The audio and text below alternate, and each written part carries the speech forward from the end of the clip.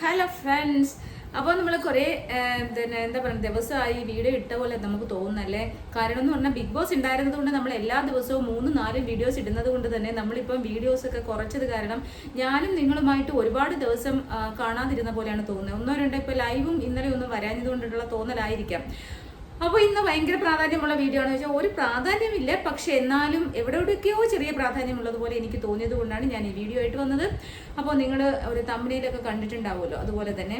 അപ്പോൾ ഇന്നലെ ഫൈസൽ മലബാറിൻ്റെ വീട്ടിലെ പാലുകാച്ചായിരുന്നു, ഹൗസ് വാമിംഗ് ആയിരുന്നു. ആ ഹൗസ് വാമിങ്ങിന് നമ്മുടെ ബിഗ് ബോസിൻ്റെ താരങ്ങൾ, മുൻകാല ബിഗ് ബോസിൻ്റെ താരങ്ങളും ഇപ്പോഴത്തെ ബിഗ് ബോസിൻ്റെ താരങ്ങളും ഒക്കെ ഉണ്ടായിരുന്നു. അപ്പോൾ അതുകൊണ്ട് തന്നെ എനിക്ക് തോന്നുന്നു ബിഗ് ബോസ് താരങ്ങൾ ട്രെൻഡിങ് ആയതുകൊണ്ടായിരിക്കും അദ്ദേഹം എല്ലാ ബിഗ് ബോസ് താരങ്ങളെയും ക്ഷണിക്കാറുണ്ട് എന്നുള്ളതാണ് എനിക്ക് തോന്നിയ ഒരു കാര്യമാണ് കേട്ടോ. അപ്പോൾ ഇന്നലെ ഈ ഉണ്ടായ സംഭവം എന്ന് പറഞ്ഞാൽ, ഇന്നലെ നമ്മുടെ ബിഗ് ബോസിന്റെ താരങ്ങളെയൊക്കെ ക്ഷണിച്ചു. നമ്മൾ സ്വാഭാവികമായിട്ട് മിക്കവാറും എല്ലാ ഹൗസ് വാമിങ്ങിനും ഞാൻ കാണുന്ന എപ്പോഴും കാണുന്ന എല്ലാ പാലുകാച്ചിനും എവിടെ ഒരു പാലുകാച്ചി ഇതേ കണക്കുള്ള ഒരു വലിയ വലിയ ബിസിനസ്സുകാരുടെയൊക്കെ പാലുകാച്ചി അല്ലെങ്കിൽ ഇതേ കണക്കുള്ള സെലിബ്രിറ്റികളുടെ പാലുകാച്ചിനെല്ലാം ഞാൻ കാണുന്ന നമ്മുടെ ഷിയാസ് കരീമിനെയാണ്. ഇപ്പോൾ ഷിയാസ് കരീമിൻ്റെ കൂടെ നമ്മുടെ അനുമോളും കൂടെ ഉണ്ട് കേട്ടോ. എപ്പോഴും ഒരു വാലയിൽ തൂങ്ങി നടക്കുന്നതാണെങ്കിൽ എവിടെ ഷിയാസ് കരീം പോയാലും ഇപ്പോൾ അനുമോളെ കൊണ്ടുപോകുകയാണ്. അതുപോലെ അനുമോൾ എവിടെ പോയാലും ഷിയാസ് കരീമിന് ഒരു ബോഡി ഗാർഡിനെ പോലെ കൊണ്ടു നടക്കുകയാണ് എന്നാണ് എനിക്ക് ഫീൽ ചെയ്യുന്ന കാര്യമാണ് കേട്ടോ.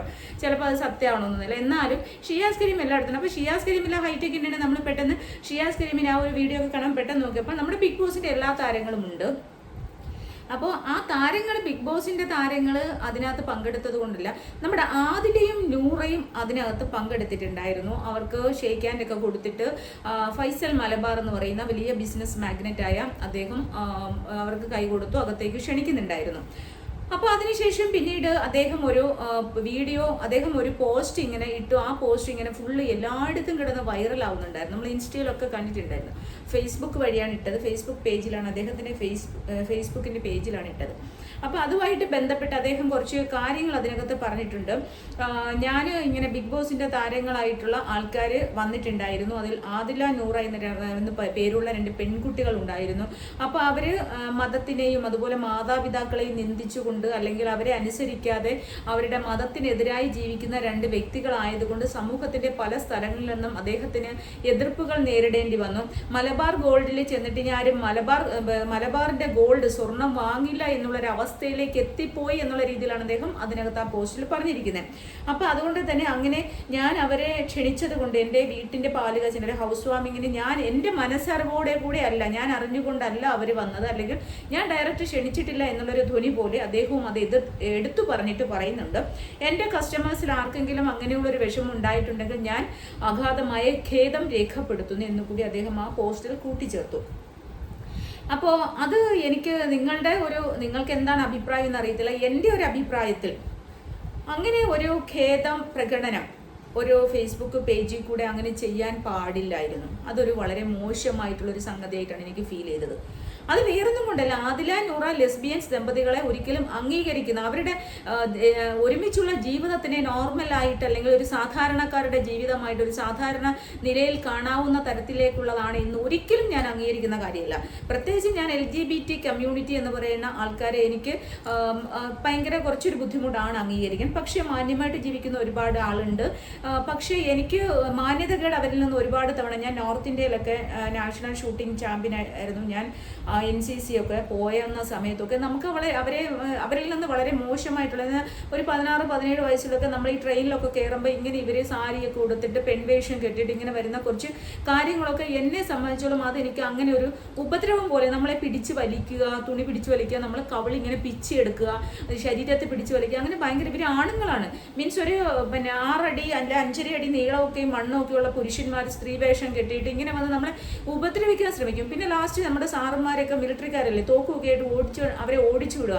അപ്പോൾ നമുക്ക് എല്ലാപ്പോഴും ഇതൊരു പേടി സ്വപ്നം പോലെയാണ്. അതെൻ്റെ കുഞ്ഞ് ചെറുപ്പകാലങ്ങളിൽ എൻ്റെ മനസ്സിലുണ്ടായതുകൊണ്ട് എനിക്കിവരെയൊക്കെ ഇനി ഏത് രീതിയിൽ പെണ്ണായി എന്ന് പറഞ്ഞാലും എനിക്കിവരെ എന്തോ മാനസികമായിട്ട് അംഗീകരിക്കാൻ ബുദ്ധിമുട്ടാണ്. അതെനിക്ക് തോന്നുന്നു എൻ്റെ കുട്ടിക്കാലത്ത് എനിക്ക് അങ്ങനെയുള്ള അനുഭവങ്ങൾ എനിക്ക് ആ ട്രെയിനിലൊക്കെ തോന്നിയത് കൊണ്ടായിരിക്കും, അനുഭവപ്പെട്ടത് കൊണ്ടായിരിക്കാം മേ ബി എനിക്ക് അവരെ അംഗീകരിക്കാൻ കുറച്ച് പ്രയാസമാണ്. മാക്സിമം ഞാൻ ശ്രമിക്കാറുണ്ട്. പക്ഷേ ഈ കുട്ടികളെ സംബന്ധിച്ചിടത്തോളം നമ്മൾ അവരെ ലെസ്ബിയൻ കപ്പിൾസ്, അവരെ പാർട്ട്നേഴ്സ് ആണ് എന്നുള്ളത് അംഗീകരിച്ചുകൊണ്ട് തന്നെ അവര് പെൺകുട്ടികളാണ്, പ്രത്യേകിച്ച് അവർ മനുഷ്യരാണ്, ഹ്യൂമൻ ബീങ്സ് ആണ്. നമ്മളെ ആരെയായാലും ഒരു ഫംഗ്ഷന് വിളിച്ചിട്ട് ആ ഫംഗ്ഷൻ നമ്മൾ അറ്റൻഡ് ചെയ്ത് അവിടുന്ന് നമ്മൾ ഫുഡും ഒക്കെ കഴിച്ച് നമ്മൾ വീട്ടിൽ വരുമ്പോൾ നമ്മളെ അടുത്ത് പറയുകയാണല്ലേ, വേറെ ആരെങ്കിലും വഴി നമ്മൾ അറിയുകയാണ്, അയ്യോ നിങ്ങളെ വിളിച്ചത് അബദ്ധമായി പോയി നമ്മുടെ പറയുന്നു, അവര് വരണ്ടായിരുന്നു നമ്മുടെ ഹൗസ് വാമിങ്ങിന് അല്ലെ നമ്മുടെ മാരേജിന് അല്ലെ നമ്മുടെ ഫംഗ്ഷന് എന്ന് പറയുമ്പോൾ നമുക്കുണ്ടാകുന്ന ഒരു മാനസിക വൃഥയുണ്ടല്ലോ, അത് പറഞ്ഞറിയിക്കാൻ പറ്റില്ല ഫ്രണ്ട്സ്. അപ്പം ഞാൻ അവരെ ഒരിക്കലും അവർ ലെസ്ബിയൻ അല്ലെങ്കിൽ ഒരുമിച്ച് പെണ്ണും കല്യാണം കഴിക്കണമെന്ന് ആണും കല്യാണം കഴിക്കുന്ന ഒരിക്കലും അംഗീകാരം എനിക്ക് മനസ്സുകൊണ്ട് അംഗീകരിക്കാൻ കഴിയാത്ത വ്യക്തിയാണ്. ഒരിക്കലും അത് എൻ്റെ നിലപാട് ഞാൻ എവിടെയും തുറന്നു പറയും. ഞാൻ അതിനെക്കുറിച്ച് വീഡിയോ ഇട്ടിട്ടുണ്ട്. എത്ര സ്ത്രീ എന്ന് പറഞ്ഞാൽ എന്താണ് എന്നുള്ളതൊക്കെ ഞാൻ വീഡിയോ ഇട്ടിട്ടുണ്ട്. അങ്ങനെ ഉള്ളപ്പോൾ പോലും എനിക്ക് ഈ പെൺകുട്ടികൾ 25-26 വയസ്സുള്ള പെൺകുട്ടികൾ അവർ ഒറ്റയ്ക്ക് ജീവിക്കുകയാണ്, ശരിയാണ്, അവർ മാതാപിതാക്കളെ കുറ്റം പറഞ്ഞ് ഒരുപാട് വീഡിയോസ് ഇട്ടിട്ടുണ്ട്. എന്നിട്ട് പോലും അവരെ പിതാവ് ബലാത്സംഗം അബ്യൂസ് ചെയ്യാൻ ശ്രമിച്ചു അല്ലെങ്കിൽ മിസ്യൂസ് ചെയ്യാൻ ശ്രമിച്ചു എന്നുള്ള രീതിയിൽ സംബോധന ചെയ്തിട്ടുണ്ട്. എന്നിട്ട് പോലും അവരെന്തുകൊണ്ടാണ് പിന്നീടും അവരെ ഹൗസിനുള്ളിൽ പാരൻസിനെ വെയിറ്റ് ചെയ്യുന്നത് എന്നൊക്കെ ചോദിച്ച് ഞാൻ വീഡിയോ ഇട്ട ഒരാളാണ്. അപ്പൊ പക്ഷേ ഇതൊക്കെ നമ്മൾ പറഞ്ഞാലും അവരൊരു മനുഷ്യരല്ലേ, അവരോട് നമ്മൾ പിന്നെ എന്തിനാണ് ഇങ്ങനെയുള്ളവരെ വിളിക്കാൻ പോകുന്നത്? അപ്പോൾ എൻ്റെ ഒരു തോന്നലാണ്, ചിലപ്പോൾ ഇവന്റ് മാനേജ്മെന്റ് ഇങ്ങനെയുള്ള വലിയ വലിയ കോടീശ്വരന്മാർ, നമ്മളൊക്കെയുള്ള സാധാരണക്കാരല്ലേ 100 പേരെ വിളിക്കുമ്പോൾ നേരിട്ട് പോയിട്ട് ഫോണിലായാലും നേരിട്ടായാലും വീട്ടിൽ പോയി വിളിക്കണേ.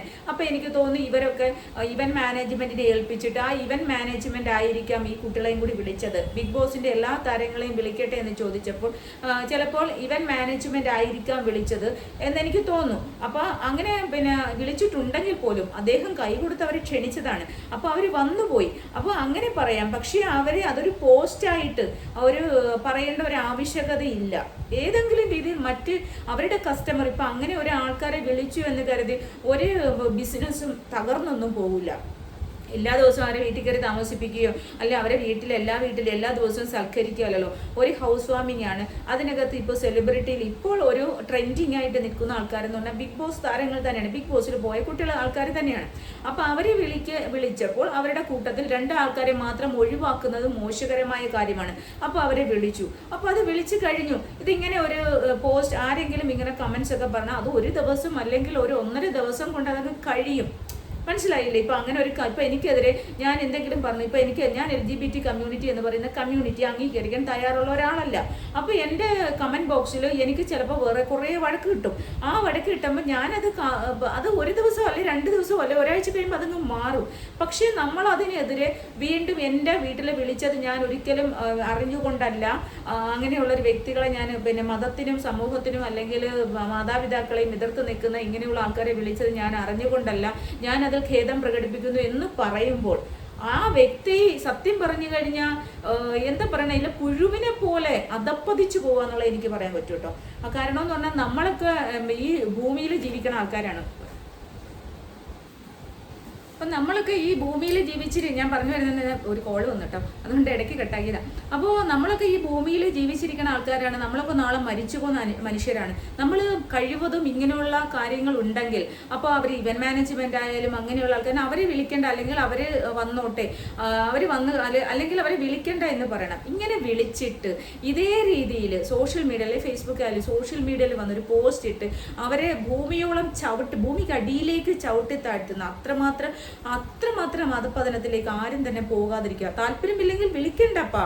ഞാൻ പറഞ്ഞില്ലേ, ഞാൻ ഇങ്ങനെയുള്ള ആൾക്കാരെ എനിക്ക് അംഗീകരിക്കാൻ കഴിയുന്ന ഒരാളല്ല. കാരണം അവനവൻ്റെ വീട്ടിൽ വരുമ്പോഴേ ഇതിൻ്റെ ഒക്കെ വേദനകൾ നമുക്ക് മനസ്സിലാവത്തുള്ളൂ. നമ്മളെ വീട്ടിലെ എനിക്കിപ്പോൾ 2 പെൺകുട്ടികളുണ്ടെങ്കിൽ അവർ 2 പേരുടെ 2 പെൺകുട്ടികൾ അവരവരുടെ കാര്യം നോക്കി കല്യാണം കഴിച്ച് ഒരുമിച്ച് പോകണമെങ്കിൽ എനിക്ക് ചിലപ്പോൾ അംഗീകരിക്കാൻ പറ്റിയെന്ന് വരില്ല. ചിലപ്പോൾ എൻ്റെ മക്കളായിരിക്കാം, അതൊക്കെ ശരിയാണ്. പക്ഷേ ഞാൻ എത്ര അവരെ അംഗീകരിച്ചാലും എൻ്റെ ഉള്ളിൽ അഗാധമായ വേദനയായിരിക്കും. അപ്പം നമുക്ക് ഈ പറയാം, നിങ്ങൾക്ക് അംഗീകരിക്കും, നിങ്ങളെ വീട്ടിൽ കയറ്റി, ഇതൊക്കെ സാധാരണമല്ല എന്നൊക്കെ പറയുന്നവർക്ക് പറയാം. പക്ഷെ നമ്മൾ അവനവൻ്റെ അനുഭവം വരുമ്പോഴാണ് നമുക്കത് പറ്റാത്തത്. പിന്നെ അതുകൊണ്ടാണ് ഞാൻ പറയുന്നത്, അത് ഞാൻ അംഗീകരിക്കില്ല ഒരിക്കലും. പക്ഷെ അവരെ വിളിക്കാതിരിക്കാമായിരുന്നു, അല്ലെങ്കിൽ വിളിച്ചു കഴിഞ്ഞവർ വന്നുപോയി. പിന്നെ എന്തിനാണ് അവരെ അപമാനിക്കുന്ന രീതിയിൽ ഒരു പോസ്റ്റ് ഇടുന്നത്? അവർക്ക് മനുഷ്യക്കുട്ടികളല്ലേ. അവരെ എവിടെയെങ്കിലും അവരെ അഹങ്കാരമുള്ളവരാണെങ്കിലോ അവരെ എന്തോ സമൂഹത്തിൽ മോശക്കാരാണെങ്കിലോ അവരെ പാരൻസിനെ അവരെ അംഗീകരിക്കാത്തവരാണ്, അവരെവിടെങ്കിലും പോയി ജീവിച്ചോട്ടെ. അവരെ ആർക്കും ഒരു ബുദ്ധിമുട്ട് ഉണ്ടാക്കുന്നില്ലല്ലോ. പിന്നെ നമ്മൾ ചില ആൾക്കാർ ചില യൂട്യൂബർമാർ പറയണത് ഞാൻ കേട്ടു, അവർ പിന്നെ എന്താ പറയുക ഒരു രീതിയിലും അവർ മറ്റുള്ളവർക്ക് ബുദ്ധിമുട്ടുണ്ടെന്ന് തെറ്റായ ഇത് കൊടുക്കുന്നില്ല. അതൊന്നും നമുക്ക് പറയാൻ പറ്റില്ല. കാരണം 24/7 ബിഗ് ബോസ് ലൈവ് കണ്ടവർക്കറിയാം അവർ തെറ്റായ പല രീതികളും അവിടെ ചെയ്യുന്നത് നമ്മൾ കാണുന്നുണ്ടായിരുന്നു. അവർ സാധാരണക്കാരായ മനുഷ്യന്മാരെ ഒക്കെ വിവരമില്ല, അവരെ അംഗീകരിക്കാത്ത ആൾക്കാർക്ക് വിവരമില്ല എന്നുള്ളൊരു വാക്കുകൾ അവർ പ്രയോഗിക്കുന്നുണ്ടായിരുന്നു. അതുപോലെ തന്നെ നോർമലൈസ് ചെയ്യാൻ കഴിയില്ല എന്ന് പറഞ്ഞപ്പോഴൊക്കെ അവരുടെ ആ ഒരു അവസ്ഥകളുമൊക്കെ അവർ പറഞ്ഞ ഡയലോഗുകളുമൊക്കെ വളരെ മോശമായിട്ടുള്ള സ്റ്റേറ്റ്മെന്റുകളായിരുന്നു. കാരണം അവരെ നോർമലൈസ് ചെയ്യണം എന്ന് അവരെ എങ്ങനെയാണ് നമുക്ക് പറയാൻ കഴിയുക? പ്രകൃതി വിരുദ്ധതയാണിത് എന്ന് എനിക്ക് പറയാൻ പറ്റും. ഇതൊക്കെ ഒരു പ്രകൃതി വിരുദ്ധതയാണ്. ലെസ്ബിയൻ ദൈവം അവരെ സൃഷ്ടിച്ച് അതുകൊണ്ട് അതുപോലെ ആയിരിക്കാം, എന്ത് തന്നെ ആയാലും. അതോ ഇനി എന്താണ് എനിക്കറിയില്ല. പക്ഷേ സയൻസിന്റെ മുന്നിൽ സയൻസ് പറയട്ടെ, ശാസ്ത്രത്തിനല്ലേ അറിയത്തുള്ളൂ. നമ്മൾ ഇവിടെ ഇരുന്ന് വായി തോരാതെ വർത്താനം പറയും. പക്ഷേ എന്നാൽ പോലും എനിക്ക് തോന്നുന്നതെന്ന് പറഞ്ഞാൽ എനിക്ക് എന്തോ അതിനെ നോർമലൈസ് ചെയ്യുന്നുണ്ടോ, അതിന് മറ്റുള്ളവർക്ക് ഇൻസ്പിറേഷൻ കൊടുക്കുന്നുണ്ടോ, അവരെ കണ്ടുകൊണ്ട് മറ്റുള്ള പെൺകുട്ടികൾ ഇൻസ്പയർ ആവുന്നതിനോട് എനിക്ക് അംഗീകരിക്കാൻ പറ്റുന്ന കാര്യമല്ല. പിന്നെ പക്ഷേ ഇത് എല്ലാം പറയുമ്പോഴും എന്നാൽ ചോദിക്കാൻ നിങ്ങൾക്ക് നിങ്ങളുടെ നിലപാടിൽ ഉറച്ചു നിന്ന്. എൻ്റെ നിലപാടാണ്, എനിക്ക് അവരെ അങ്ങനെയുള്ള ഒരു ലൈഫ് ലെസ്ബിയൻ ഗേ അതുപോലെ തന്നെ ആണുങ്ങൾ പെൺവേഷം പെണ്ണുങ്ങളാവുക, അവർ മാറിടം വെച്ച് ഓപ്പറേഷൻ ചെയ്ത് വെക്കുക, അതുപോലെ അവർ ഡൗൺ സർജറി ചെയ്ത് അവരുടെ ലിംഗം ഛേദിക്കുക, ഇങ്ങനെയുള്ള കാര്യങ്ങളൊന്നും ഒരിക്കലും എനിക്ക് അംഗീകരിക്കാൻ പറ്റുന്ന കാര്യമല്ല. ഇവരൊക്കെ പിന്നെ എന്താ പറയണേ, നമ്മുടെ സിലിക്കോൺ വെച്ചിട്ട് ബ്രസ്റ്റ് ഘടിപ്പിച്ചാലോ താഴെ പുരുഷേന്ദ്രിയം ഛേദിച്ച് കളഞ്ഞാലോ ഇവർക്കൊരിക്കലും സ്ത്രീ ആകാൻ കഴിയില്ല, എത്ര വലിയ ഹോർമോൺ ട്രീറ്റ്മെന്റ് എടുത്താലും. കാരണം ഒരു സ്ത്രീ എന്ന് പറയുമ്പോൾ ഞാൻ പണ്ട് പറഞ്ഞിട്ടുണ്ട്, എൻ്റെ പഴയ വീഡിയോസിൽ കിടപ്പുണ്ട്. പണ്ട് ഞാൻ പറഞ്ഞിട്ടുണ്ട്, നമ്മളൊരു 11-12 വയസ്സ് മുതൽ ഒരു പെൺകുട്ടി അനുഭവിക്കുന്ന എല്ലാ മാസവും ഒരു 14 ദിവസത്തിൽ അണ്ടവിസർജനം നടത്തും. അപ്പോഴത്തൊട്ടേ നമ്മുടെ അടിവയറ്റിൽ നമ്മൾ അനുഭവിക്കുന്ന ഒരു വേദനയുണ്ട്. ആ വേദന കഴിഞ്ഞതിന് ശേഷം പിന്നീട് നമ്മൾ ഒരു 28 ദിവസം ആകുമ്പോൾ എല്ലാ മാസവും ഒരു പീരീഡ്സ് എന്ന് പറയുന്ന ഒരു മെൻസസ് ഉണ്ട്. അപ്പോൾ ആ വേദനയും നമ്മൾ സഹിച്ചുകൊണ്ടൊരു നമ്മൾ വിവാഹപ്രായം എത്തും. അത് കഴിഞ്ഞ് നമ്മൾ വിവാഹിതരാകും. ആ വിവാഹിതരാകുമ്പോൾ പോലും നമുക്ക് അതിൻ്റെതായിട്ടുള്ള കുറേ, എല്ലാവരും പറയും വിവാഹം കഴിച്ചല്ലെങ്കിൽ ഒരു പുരുഷനും സ്ത്രീയും കൂടി പിന്നെ സെക്ഷൽ റിലേഷനിൽ ഏർപ്പെട്ട് കഴിയുമ്പം ഭയങ്കര ഭയങ്കര സുഖമാണെന്നൊക്കെ. പക്ഷേ അതൊരു വേദനാജനകമായിട്ടാണ് നമ്മുടെ ആ ഒരു തുടക്കമൊക്കെ. മിക്കവാറും വിവാഹം കഴിച്ച അല്ലെങ്കിൽ സെക്ഷൽ റിലേഷനിൽ ഏർപ്പെട്ട എല്ലാ പെൺകുട്ടികൾക്കും അറിയാതെ അങ്ങനെയൊക്കെയുള്ള ഒരുപാട് വേദനകൾ കൂടി കടന്നുപോയി ലാസ്റ്റ് അവൾ പ്രഗ്നൻസിയിലുണ്ടാവും. പ്രഗ്നൻസി ആയതിനു ശേഷം ആ പ്രഗ്നൻസി അവൾ ആ ഒരു മാതൃത്വത്തിന് വേണ്ടി അവൾ സഹിക്കുന്ന ത്യാഗങ്ങൾ, അങ്ങനെ പ്രസവം, ഇത് കഴിഞ്ഞിട്ട് വീണ്ടും നമ്മളൊരു 45-50 വയസ്സിനകത്ത് നമ്മൾ വീണ്ടും എല്ലാ മാസവും അനുഭവിക്കുന്ന ആ പെയിൻ, അതൊക്കെ ഒരു സ്ത്രീയുടെ മാത്രം കാര്യങ്ങളാണ്. ഒരിക്കലും ഒരു സ്ത്രീ ആയി വേഷം കെട്ടിയാലോ അല്ലെങ്കിൽ സ്ത്രീയായി ഇത്രമാത്രം സങ്കീർണമായി സർജറികൾ ചെയ്ത് സ്ത്രീത്വം നേടിയാലോ കിട്ടുന്ന ഒരു കാര്യമല്ല എന്ന് ഞാൻ എപ്പോഴും പറയാറുണ്ട്. ഇനി അത് അവർ സ്ത്രീ ആവാനുള്ള അവരുടെ ആഗ്രഹം കൊണ്ടായിരിക്കാം അങ്ങനെ ചെയ്യുന്നത്.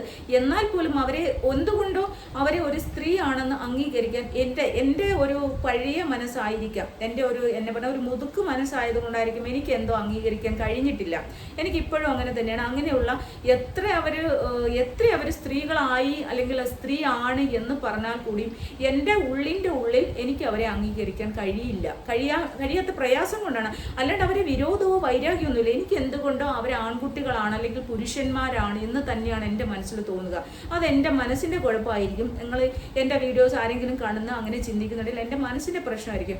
പക്ഷേ അത് നമ്മൾ ഇതുമായിട്ട് ബന്ധമില്ല. ഇവിടെ 2 പെൺകുട്ടികൾ അവർ ഒരുമിച്ച് ജീവിക്കുന്നു എന്നുള്ളത് അവരുടെ ഭാഗത്തെ കാര്യമാണ്, അത് അവരുടെ മാത്രം കാര്യമാണ്.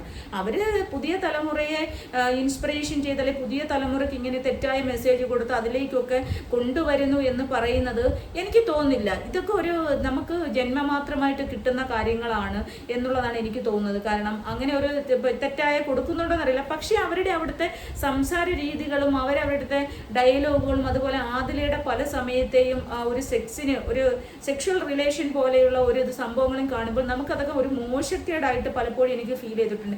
എന്തിനാണ് ആദിൽ ഇത്രയും എക്സ്പ്രസീവ് ആവുന്നത്? 100 പക്ഷേ കുറച്ചും കൂടി അതിനെയൊക്കെ കുറച്ചും കൂടി എതിർക്കുന്നുണ്ട്.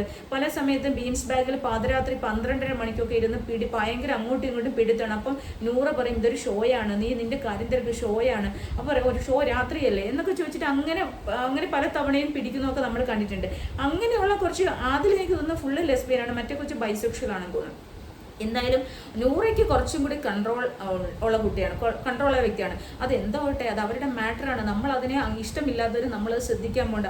പക്ഷേ ഇങ്ങനെയുള്ള ഒരു വലിയ ഫംഗ്ഷനിൽ ഇത്രമാത്രം ആൾക്കാർ വരുന്ന ഒരു ഫംഗ്ഷനിൽ ഈ കുട്ടികളെ വിളിച്ചിട്ട്, ഇവർക്ക് ഒരുപാട് വയസ്സുള്ള കുട്ടികളൊന്നും അല്ല, 10, 25, 26 വയസ്സുള്ള പെൺകുട്ടികൾ.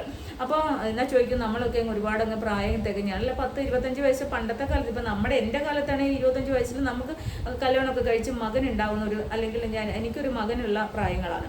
അപ്പോൾ പക്ഷേ എന്നാലും ഇപ്പോഴത്തെ കുട്ടികളെന്ന് പറഞ്ഞാൽ 30 വയസ്സിലൊക്കെയാണ് കല്യാണം കഴിക്കണത്. ഇപ്പോഴത്തെ ആൾക്കാർ കല്യാണം കഴിക്കണത് തന്നെ 30 വയസ്സിലാണ്. അപ്പം അങ്ങനെ ഒരു നോക്കുമ്പോൾ ആ കുട്ടികൾ പിള്ളേരാണ്, 15, 25 വയസ്സുള്ള കുട്ടികളാണ്.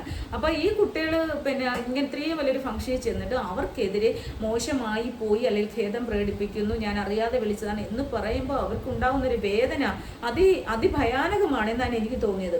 അപ്പോൾ അതുകൊണ്ടാണ് എനിക്കത് ആ ഒരു ഫൈസൽ മലബാർ അങ്ങനെ ചെയ്തതിനോട് അങ്ങനെ ഒരു പോസ്റ്റ് ഇടേണ്ട ഒരു ആവശ്യകത ഇല്ലായിരുന്നു. അല്ലെങ്കിൽ 2 ദിവസം കൊണ്ട് ആൾക്കാരുടെ കമന്റ്സ് 2 ദിവസം കൊണ്ട് കീഴടങ്ങും. നമ്മളുടെ ഗോൾഡ് അല്ലെങ്കിൽ നമ്മുടെ വ്യവസായം, നമ്മളുടെ ബിസിനസ് നല്ലതാണെങ്കിൽ, നമ്മുടെ ബിസിനസ് ആൾക്കാർക്ക് നമ്മുടെ ഗോൾഡിന് വില കുറവും നമ്മുടെ ഗോൾഡിന് പ്യൂരിറ്റിയും ഉണ്ടെങ്കിൽ തീർച്ചയായിട്ടും നമ്മുടെ ഗോൾഡ് ആൾക്കാർ വാങ്ങാൻ വരും. ഈ 2 ലെസ്ബിയൻസ് നിങ്ങളുടെ വീടിന്റെ ഹൗസ് വാമിങ്ങിന് അവർ പങ്കെടുത്തു എന്ന് കരുതിയിൽ ആരും ഒന്നും പോവില്ല. അത്രമാത്രം റിജിഡ് മെന്റാലിറ്റി പാടില്ല കേട്ടോ. പ്രത്യേകിച്ചും ഒരു ബിസിനസ് ഇത്രയും വലിയ ഒരു ഭയങ്കര ബ്രോഡായിട്ട് ഒരു ബിസിനസ് നടത്തുന്ന ബിസിനസ് പിന്നെ മാഗ്നറ്റുകൾ ഒരിക്കലും അങ്ങനെ ചിന്തിക്കുന്ന മോശമാണ്. അല്ലെങ്കിൽ നിങ്ങൾ വിളിക്കരുതായിരുന്നു. വിളിച്ചു കഴിഞ്ഞിട്ട് പിന്നീടുള്ള ആ ഒരു ഫേസ്ബുക്കിലെ ഖേദപ്രകടനം അങ്ങേയറ്റത്തെ ഖേദകരമാണെന്ന് മാത്രമേ എനിക്ക് പറയാൻ പറ്റൂ.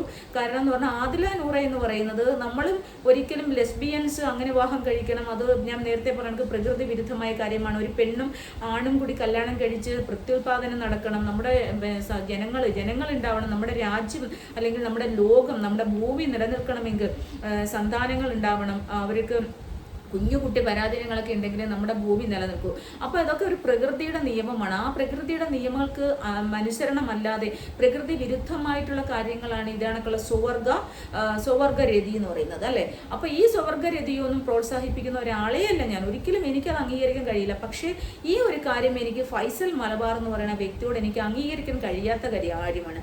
കാരണം ഞാൻ ആ കുട്ടികളെ ഇഷ്ടപ്പെടുന്ന കുട്ടികളെ എനിക്ക് കുട്ടികളായിട്ട് തന്നെ നമുക്ക് ഇഷ്ടമാണ്. ഞാൻ അവരെ വേണ്ടിയിട്ട് അവരെ അന്ന് അവളുടെ സ്റ്റോറി പറഞ്ഞ് കരഞ്ഞപ്പോൾ എനിക്ക് ഭയങ്കര സങ്കടം വന്നു. അവൾ കരഞ്ഞില്ല, അവളെ കണ്ണിൽ ഇങ്ങനെ കാണിക്കുമായിരുന്നു. അവൾ അബ്യൂസ് 2 പ്രാവശ്യം അവള് പിന്നെ പീഡനത്തിന് ഇരയായി എന്നൊക്കെ പറയുന്ന കേൾക്കുമ്പോൾ നമുക്കുണ്ടാവുന്ന ഒരു ഭയങ്കര വേദനയുണ്ട്. നമ്മളെ അതിനകത്ത് ഇമാജിൻ ചെയ്താൽ എന്തായിരിക്കും അവസ്ഥ, നമ്മളെ ആ ഒരു അവസ്ഥയിലേക്ക് സങ്കല്പിച്ചാൽ നമുക്കുണ്ടാവുന്ന വേദന അങ്ങേയറ്റമായിരിക്കും. അപ്പോൾ അതൊക്കെ ഓർത്തപ്പോൾ എനിക്ക് ഭയങ്കര വിഷമമായി. ഞാൻ അവർക്ക് വേണ്ടിയിട്ട് അന്നൊക്കെ വീഡിയോ ഇട്ടിട്ടുണ്ടായിരുന്നു. പക്ഷെ അവരുടെ ഒരു റിലേഷൻ അത് എനിക്ക് അംഗീകരിക്കാൻ കഴിയുന്ന കാര്യമില്ല. പിന്നെ നമ്മൾ ഒരു കാര്യം കൂടി എടുത്തു പറയണം, എന്തായാലും ഇത്രയും പറഞ്ഞില്ലേ, അവിടെ മറ്റുള്ള ആൾക്കാരും ഉണ്ടായിരുന്നു. ലെസ്ബിയൻ അവരുടെ LGBT കമ്മ്യൂണിറ്റിയെ തന്നെ റെപ്രസെന്റ് ചെയ്തുകൊണ്ട് വന്ന നാദ്ര എന്ന് പറയുന്ന അത് ഒരു പുരുഷനാണ്. നജീബ് എന്ന് പറയുന്ന ഒരു പുരുഷനാണ്. അയാൾ അവിടെ ഉണ്ടായിരുന്നു. അയാൾ നാദ്ര എന്ന് പറയുന്ന ഒരു സ്ത്രീ ആയിട്ട് ഇപ്പം അയാൾ സർജറി ഒക്കെ ചെയ്തിട്ടായതാണ്. അപ്പൊ അയാൾ അവിടെ ഉണ്ടായിരുന്നു. അതുപോലെ തന്നെ പിന്നെ ആരുടെയാണ് നമ്മുടെ റസ്മിൻ ഉണ്ടായിരുന്നു. റസ്മിൻ ഒരു ലെസ്ബിയൻ എന്നുള്ള രീതിയിലാണല്ലോ അന്നൊക്കെ പറഞ്ഞത്. അപ്പൊ റസ്മിൻ ഉണ്ടായിരുന്നു. ഇവരൊന്നും വന്നപ്പോൾ ഇല്ലാത്ത പ്രശ്നം എന്താണ് ഈ കുട്ടികൾ വന്നപ്പോൾ ഉള്ളത് എന്നെനിക്ക് മനസ്സിലാവുന്നില്ല.